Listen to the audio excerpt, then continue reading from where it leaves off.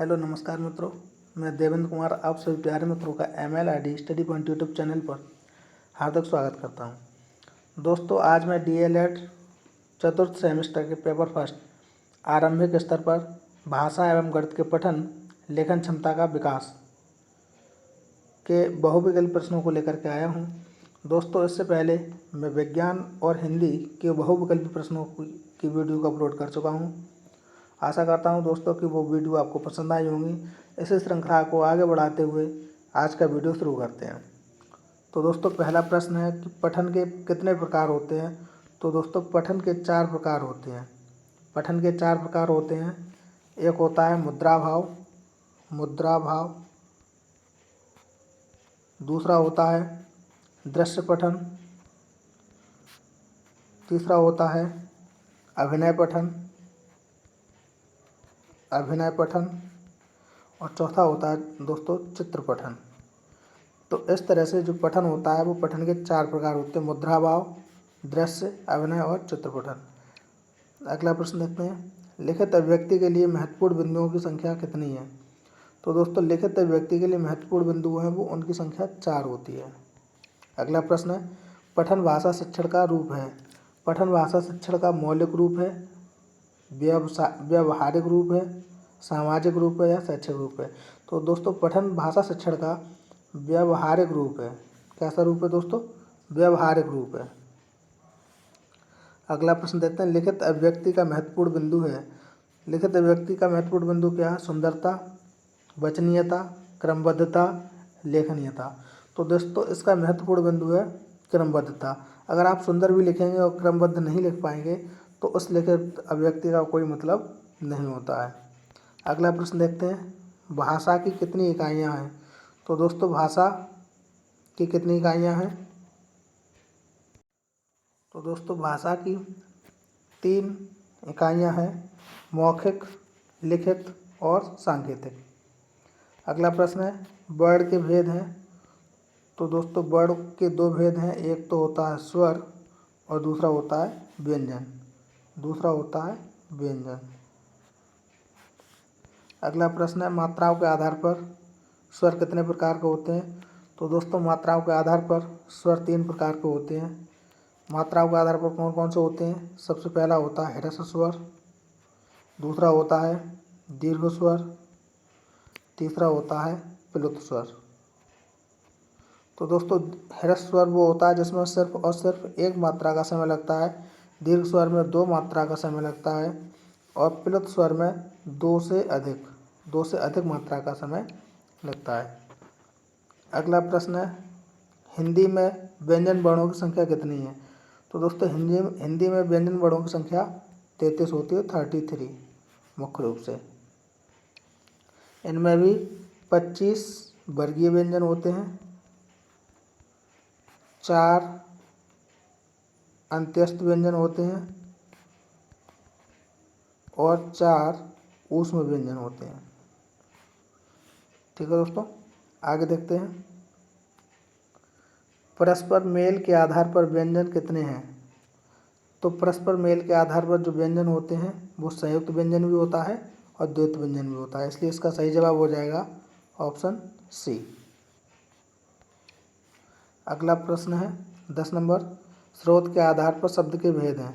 तो दोस्तों, स्रोत के आधार पर शब्द के भेद तत्सम होता है, तद्भव होता है और देशज होता है और विदेशज होता है।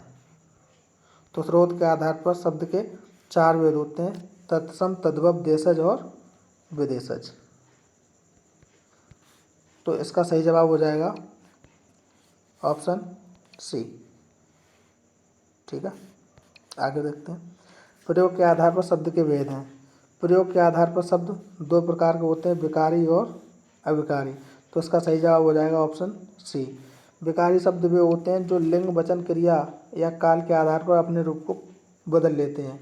विकार का मतलब होता है परिवर्तन। तो जो अपने रूप को बदल लेते हैं उन्हें विकारी शब्द, और जो अपने रूप को नहीं बदल पाते वे अविकारी शब्द। अगला प्रश्न है 12 नंबर, ध्वनि क्या है। तो दोस्तों, ध्वनि क्या है? एक ध्वन्यात्मक भाषा है और शिक्षा अर्जन करने का माध्यम है। तो इसका भी सही जवाब हो जाएगा ऑप्शन नंबर सी। ठीक है दोस्तों। ध्वनि के मूल तत्व हैं, तो ध्वनि के मूल तत्व क्या हैं? ध्वनि सार्थक होनी चाहिए जिसका कुछ अर्थ निकले, निरर्थक नहीं होनी चाहिए, ध्वनि स्पष्ट होनी चाहिए और शुद्ध होनी चाहिए। तो इसका सही जवाब हो जाएगा ऑप्शन नंबर डी, उपयुक्त सभी। ध्वनि के लिए अपेक्षित बातें हैं, तो ध्वनि के लिए क्या क्या अपेक्षित है? उत्पादन होना चाहिए ध्वनि का, संवहन होना चाहिए और ग्रहण। बोलने वाला होना चाहिए, ग्रहण करने वाला होना चाहिए और उसका माध्यम होना चाहिए ध्वनि को फ्लो का। अगला प्रश्न है, हाँ तो दोस्तों इसका सही जवाब हो जाएगा ऑप्शन नंबर डी। अगला प्रश्न है 15 नंबर, ध्वनि विज्ञान में अध्ययन किया जाता है। तो ध्वनि विज्ञान में किसका अध्ययन किया जाता है? मानव के मुख से निकली श्वास का अध्ययन नहीं होता ध्वनि में। मानव के मुख से निसृत ध्वनि का। तो दोस्तों किसका अध्ययन होता है ध्वनि विज्ञान में? ध्वनि का अध्ययन होता है। तो इसका सही जवाब हो जाएगा ऑप्शन नंबर बी। अगला प्रश्न 16 नंबर, मनुष्य के उच्चारण उपयोगी अवयव हैं। तो मनुष्य के उच्चारण स्थान के बारे में पूछा गया है। तो काकल होता है और एक उच्चारण स्थान है, कंठ भी होता है और दंत भी होता है। तो इसका सही जवाब हो जाएगा ऑप्शन नंबर डी। काकल ध्वनि जो होती है उसे हा जो होता है वो काकली ध्वनि होती है। का वर्ग कंठ से होता है।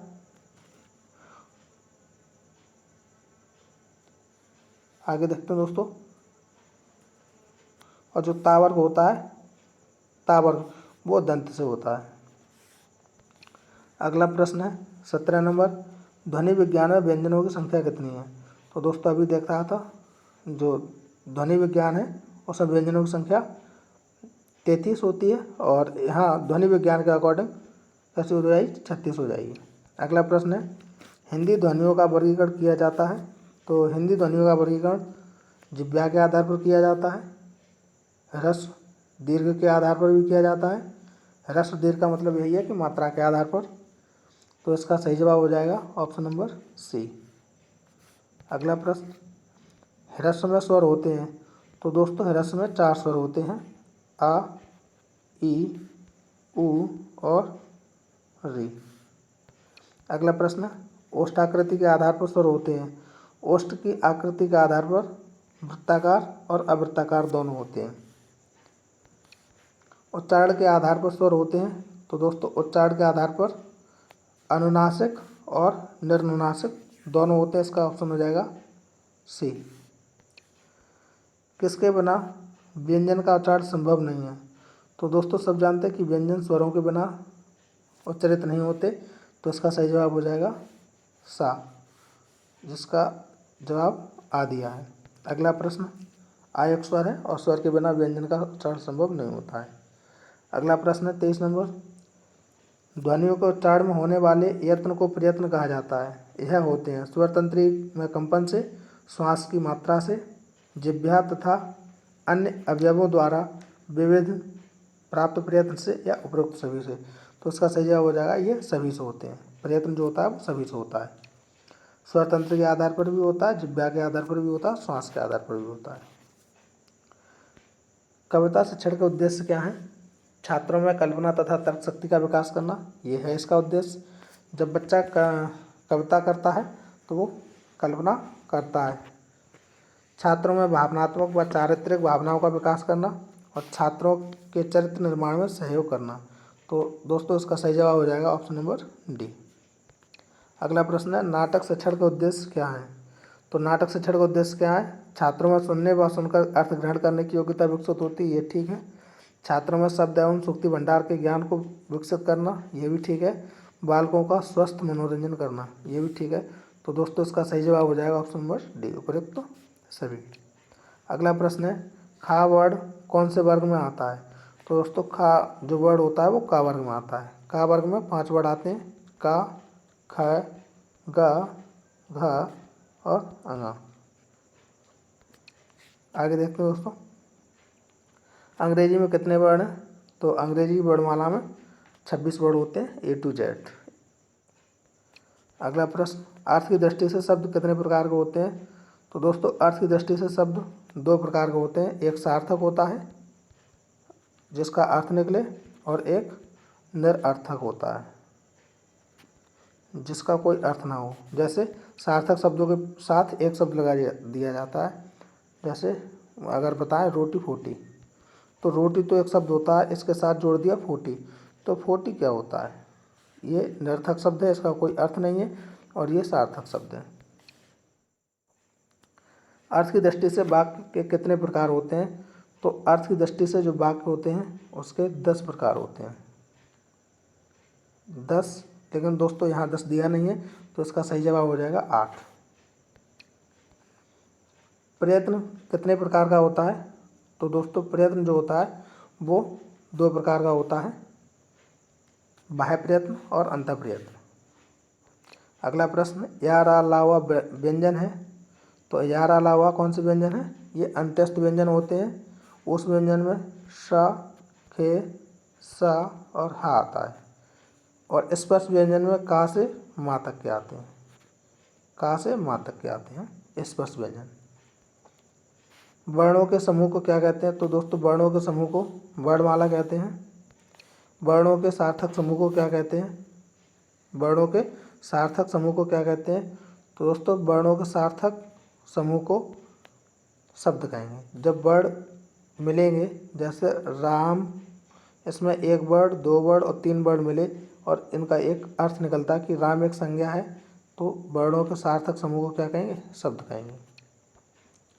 पाठशाला शब्द है, पाठशाला कैसा शब्द है दोस्तों? तो पाठशाला यौगिक शब्द है। इसमें पाठ और शाला, शाला और पाठ और शाला से मिलकर के बना है पाठशाला। तो जब 2 शब्दों से मिलकर के कोई शब्द बनता है उसे यौगिक शब्द कहते हैं। रचना के अनुसार वाक्य कितने प्रकार के होते हैं? तो दोस्तों रचना के अनुसार वाक्य 3 प्रकार के होते हैं, सरल वाक्य, मिश्रित वाक्य और संयुक्त वाक्य। अगला प्रश्न, वाक्य के भाग हैं। तो दोस्तों वाक्य के 2 भाग होते हैं, उद्देश्य और विधेय। जो कर्ता होता है उसे उद्देश्य कहते हैं, और कर्ता के बाद जो भी बचता है उसे विधेय कहते हैं। जैसे राम खाना खाता है, तो राम कर्ता हो गया और खाना खाता है, खाना खाता है, ये पूरा का पूरा विधेय हो गया। ठीक है दोस्तों, आगे देखते हैं। खा ध्वनि है, खा ध्वनि कैसी है? अल्पप्राण, महाप्राण या दोनों? तो दोस्तों सब जानते हैं कि वर्गीय व्यंजन का दूसरा और चौथा अक्षर महाप्राण होता है।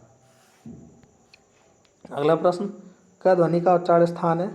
तो क, ख, ग, घ, ङ ये कंठ से उच्चारित होती हैं। आ, ई, उ, ऋ ये स्वर कैसे हैं? तो दोस्तों ये स्वर ह्रस्व स्वर होते हैं, जो मात्रा के आधार पर या उच्चारण काल के आधार पर बांटे गए हैं। अगला प्रश्न है, देवनागरी लिपि का विकास किस लिपि से हुआ है? तो दोस्तों देवनागरी लिपि का विकास जो हुआ है वो ब्राह्मी लिपि से हुआ है। तो दोस्तों आज के लिए इतना ही। आज आपने देखे इसमें 40 प्रश्न। इसके अगले पार्ट को मैं कल लेकर के आऊँगा। दोस्तों अगर वीडियो पसंद आए तो लाइक और शेयर करें, और अगर आप हमारे चैनल पर नए हैं तो चैनल को सब्सक्राइब करें।